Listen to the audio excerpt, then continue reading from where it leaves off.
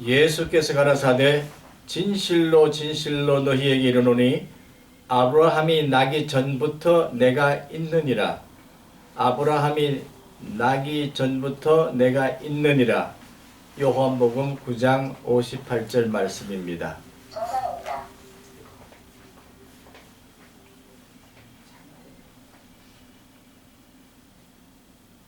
오직 부르심을 입은 자들에게는 유대인이나 헬라인이나 그리스도는 하나님의 능력이요 하나님의 지혜니라. 부활하신 예수님의 존재 방식에 대해서 말씀을 드리겠습니다. 오늘 우리는 귀중한 메시지를 해야 할 시간이 왔습니다. 예수님은 스스로 있는 자라고 얘기했습니다. 내가 있다고 하는 이 에고 에임이라고 하는 말은 스스로 존재하는 사람이란 뜻인데, 존재하는 분이란 뜻인데, 이렇게 하면 야훼를 말하는 것입니다. 예수님은 야훼 존재라고 하는 의식입니다. 그리고 사도 바울은 이와 같은 존재자를 하나님의 능력을 지닌 분, 하나님의 지혜를 가지신 분으로 얘기를 했습니다. 그렇다면 우리가 어떻게 이해를 해야 되겠느냐? 초대 유대 그리스도인들이 구약과 신약을 통해서 확인한 것은 예수 그리스도의 신성은 야훼의 신성과 동일하다고 하는 사실입니다. 그러므로 야훼의 인카네이션,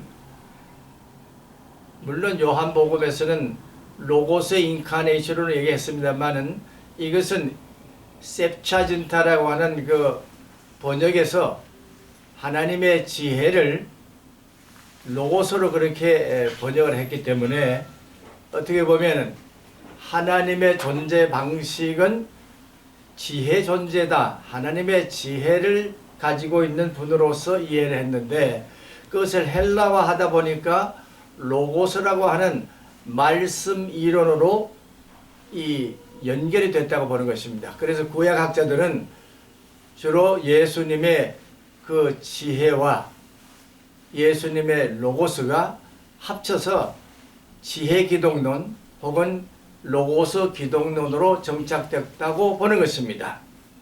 그런데 구약에서는 야훼가 하나님으로서 존재할 뿐만 아니라 하나님의 사자로서도 나타난 것을 알 수가 있습니다. 변형돼서 신성적으로 나타나서 인간에게 나타나 보인 현현의 존재로도 이해를 한 것입니다.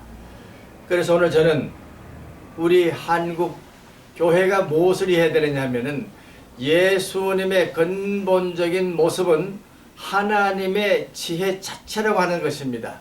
하나님의 지혜 자체. 그러니까 부활하신 예수님은 원형적으로 돌아가면은 하나님의 지혜 자체가 되신다고 하는 것을 확인해야만 우리는 그리스도가 우리에게 하나님의 지혜 세계를 가르쳐 주시는 분이시라고 하는 것, 우리에게 현재적으로 하나님의 지혜 세계가 무엇인가를 분명하게 제시해 주시는 분으로 이해하게 된다는 것입니다. 그래서 사도 바울은 그리스도를 받아들이는 모든 사람들은 헬라파가 됐든 유대파가 됐든 이방인들이 됐든 간에 하나님의 능력을 체험하게 하는 분, 하나님의 능력. 능력이라고 하는 것은 하나님의 나라를 말하는 것입니다. 천국을 말하는 것입니다. 하나님의 세계를 그대로 인도해 주시고 있는 분으로 이야기하는 동시에 그 길로 가자면은 하나님의 지혜가 가르쳐 주는 대로 가면 된다고 하는 것이 사도 바울의 계시적인 말씀입니다. 그래서 저는 한국교회는 그런 면에서 예수님을 하나님의 지혜 자체로 받아들이는 고백을 해야 될 때가 왔다.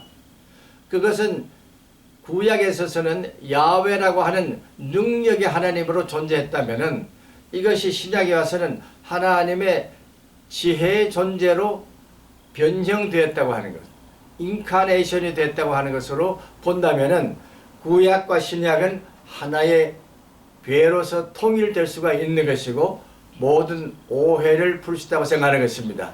그렇다면 첫째로 우리는 어떻게 해야 되느냐? 부활하신 그리스도를 하나님의 우편에 계시는 존재자로서 위상은 알되 실제적으로 경륜하시는 것은 하나님의 지혜의 세계를 가지고 운행하시는 분이라고 하는 것을 알고, 또한 하나님의 권능의 세계인 천국을 운행하시는 주라고 하는 것을 알아야 되는데, 이 고린도전서에 말하는 그리스도를 주라 고백한다 할 때 이 주는 사실은 야훼를 아도나이로 표현하는 말과 똑같기 때문에 우리는 예수님을 구약에서 믿었던 하나님의 존재 방식 그대로 표현했다고 볼 수가 있었습니다. 특별히 요한의 복음에는 내가 있다고 했다.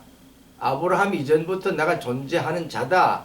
현 존재라고 하는 그러한 면에서 우리 한국 기독교회는 예수님은 현재도 하나님의 능력, 천국의 중심이요 하나님의 지혜의 세계를 관장하시는 분으로 이해해야 할 것입니다. 그래야만 교회가 하나님의 지혜를 가르치는 교회가 될 수 있는 것이고, 하나님의 지혜를 가르치는 모든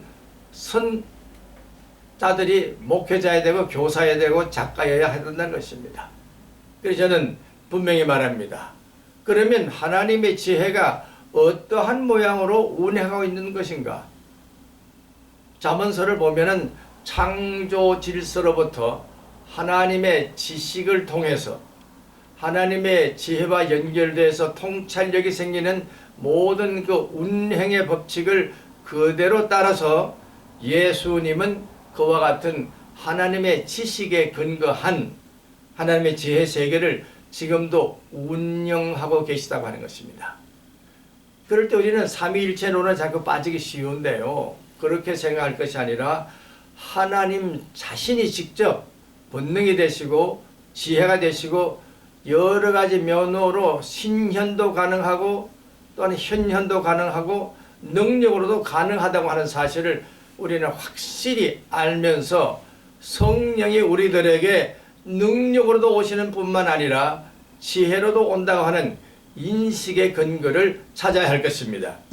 그래서 지금까지 종래생활했던 이 천상과 지상계를 구별하는 이원론적인 세계관을 넘어서야 되는데, 다시 말하면 오거스틴이 말했던 천상의 나라와 지상의 나라를 구별하는 이러한 것이 아니라 천상과 지상이 하나로 운행되고 있다고 하는 이 통일의 역사를 이해하고, 오늘도 우리는 이 지상을, 이 우주를 운행하고 있는 하나님의 지혜의 법칙에 대해서 우리는 분명히 깨닫고 나갈 수 있어야 할 것입니다.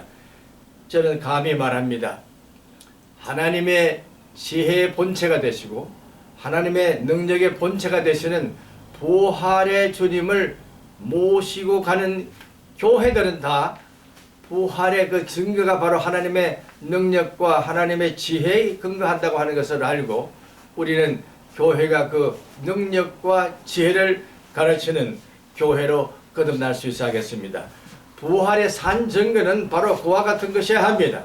우리 삶 전체 속에서 하나님의 지혜가 운행하던 대로 우리가 지혜의 자녀가 될 때만 우리는 온전한 그리스도인이 될 수가 있고, 지혜의 자녀로서 명백하게 세상을 정죄하고 다스릴 수 있는 권능의 소유자가 될 수가 있습니다.